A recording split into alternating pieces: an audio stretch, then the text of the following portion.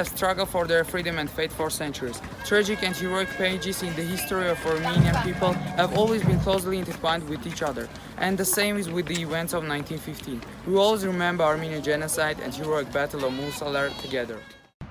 Musaler was situated on the Mediterranean coast of territory of historical Armenia.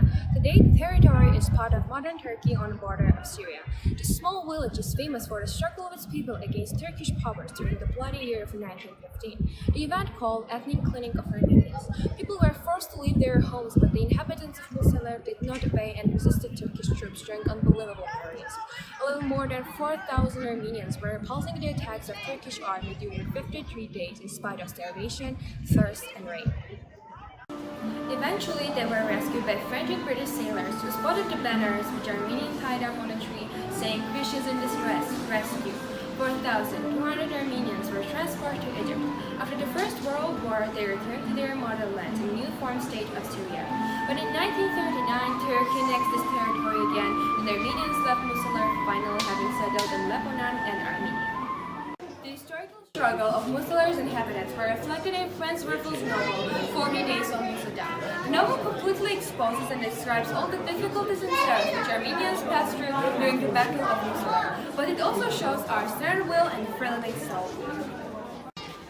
The monument symbolizing the victory of Armenians in the Battle of Musaler stands on the right side of the highway to Echmiadzin.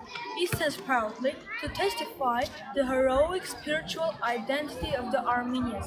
The memorial is an imposing building in orange color in moderate and severe style. The monument is more like a complex where we can visit two museums and learn about the story of Musaler. The first museum holds in itself many documents and more than 20 copies of the famous book 40 Days of Musaler, written by Franz Werfel. The second one represents the traditions of Musalerian by showing their clothes and tools of everyday use. The second museum has also an open-air part, which is used during a very special celebration. Every year in the second part of September, all interested people, true Musalerians and others, gather around this place to celebrate the anniversary of victory. The celebration is followed by national Armenian dances, starting from Saturday evening and finishing on Sunday afternoon. On the day of the celebrations, near the memorial, you can see 40 copper pans in which people make harissa. Harissa is a national Armenian dish that saved Armenians from starvation during the self-defense of Musaler.